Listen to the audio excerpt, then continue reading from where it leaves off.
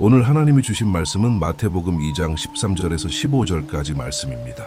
그들이 떠난 후에 주의 사자가 요셉에게 현몽하여 이르되 헤롯이 아기를 찾아 죽이려 하니 일어나 아기와 그의 어머니를 데리고 애굽으로 피하여 내가 내게 이르기까지 거기 있으라 하시니 요셉이 일어나서 밤에 아기와 그의 어머니를 데리고 애굽으로 떠나가 헤롯이 죽기까지 거기 있었으니 이는 주께서 선지자를 통하여 말씀하신 바 애굽으로부터 내 아들을 불렀다 함을 이루려 하심이라. 하나님의 말씀입니다. 오늘은 금요일입니다. 한 주간의 말씀을 마무리하는 자리예요.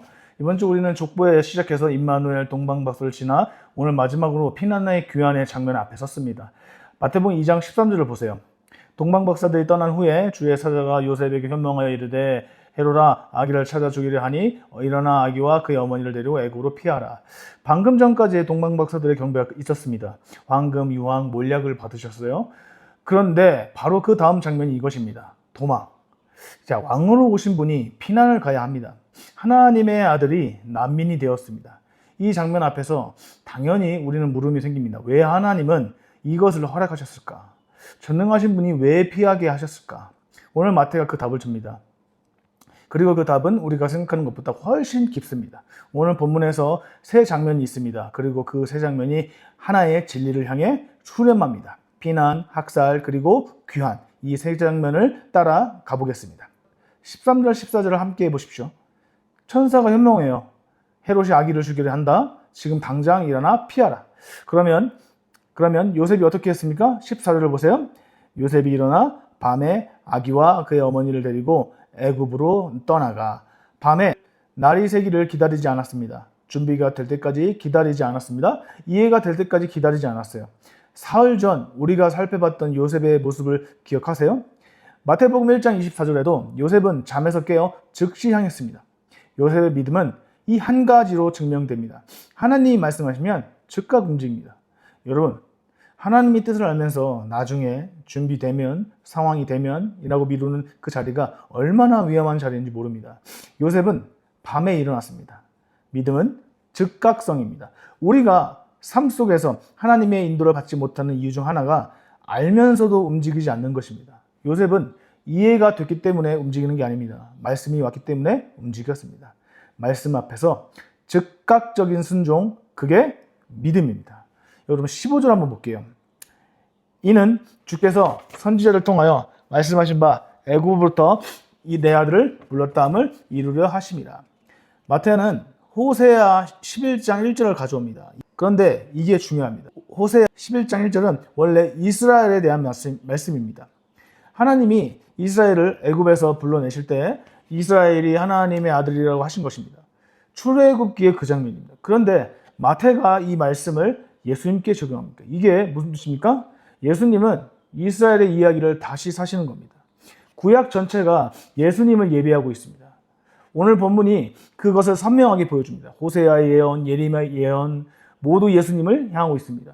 이스라엘이 애굽으로 내려갔습니다. 예수님도 애굽으로 내려갔죠. 이스라엘이 애굽을 불려갔습니다. 예수님도 애굽에서 불려 나오셨습니다. 예수님은 참 이스라엘이십니다. 이스라엘이 가야 할 길을 예수님이 가셨어요.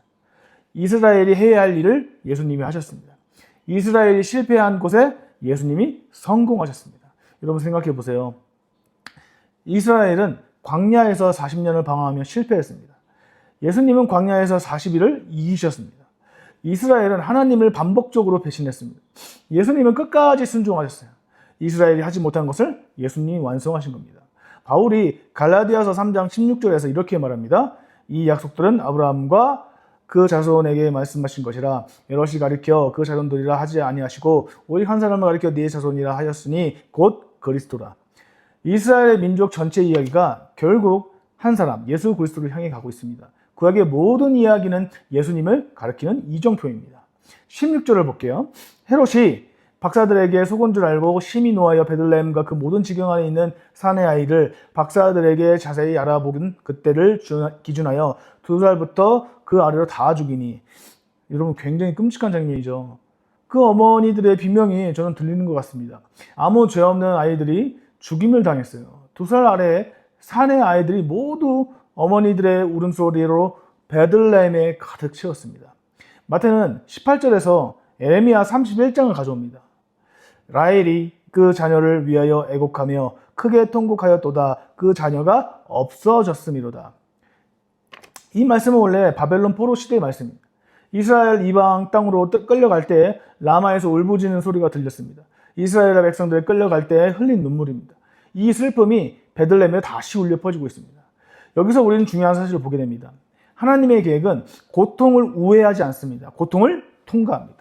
예수님이 살아나셨습니다. 그런데 베들레헴의 아이들은 죽었습니다. 그의 어머니들의 눈물은 지워지지 않았습니다. 하지만 마태는 이것을 포함시킵니다. 성경은 이 아픔을 지우지 않아요. 눈물을 외면하지 않습니다. 하나님 계획 안에 담겨져 있습니다.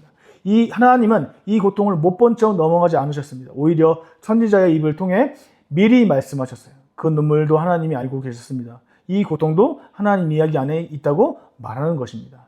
그리고 오십니다. 훗날 예수님은 바로 그 죄 없는 아이들의 자리 앞에 섭니다. 죄 없이 죽으십니다. 모든 세상의 눈물을 자신의 몸으로 받아내셔요. 베들레헴의 그 눈물이 골고다 십자가와 연결이 되는 겁니다. 19절부터 23절을 한번 보세요. 헤롯이 죽었습니다.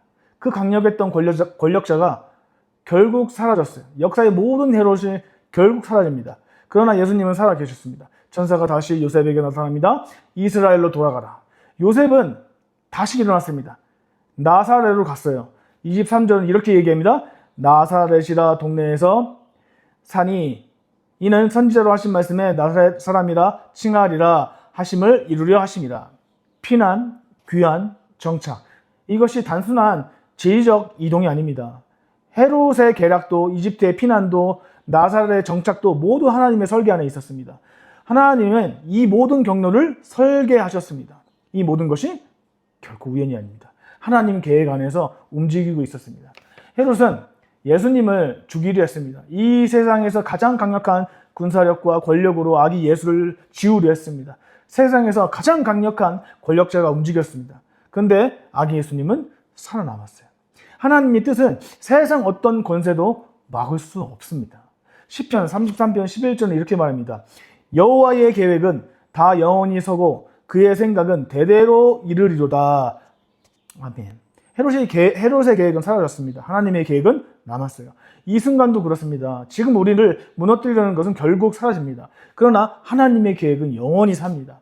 여러분의 삶에도 헤롯 같은 것들이 있을 겁니다. 계획을 무너뜨리는 것들, 길을 막아서는 것들, 도무지 왜인지 알 수 없는 상실들, 도무지 이해가 되지 않는 고통들. 그러나 오늘 본문은 말합니다. 하나님은 그 모든 것을 통과하여 하나님의 뜻을 이루고 계십니다. 예수님은 피난민으로 오셨어요. 이것을 생각하면 마음이 뭉클해집니다. 왕으로 오신 분이 보따리를 싸서 도망가야 했습니다. 세상을 창조하신 하나님이 자신이 만드신 이 땅에서 쫓겨나셨습니다. 그런데 그것을 마다하지 않으셨어요. 우리를 향한 사랑 때문이었습니다. 난민이 되셨습니다. 우리가 있는 가장 낮은 자리까지 내려오셨습니다. 그리고 그분은 지금 우리와 함께 계십니다. 피난의 경험이 있는 분이 우리와 함께 계십니다.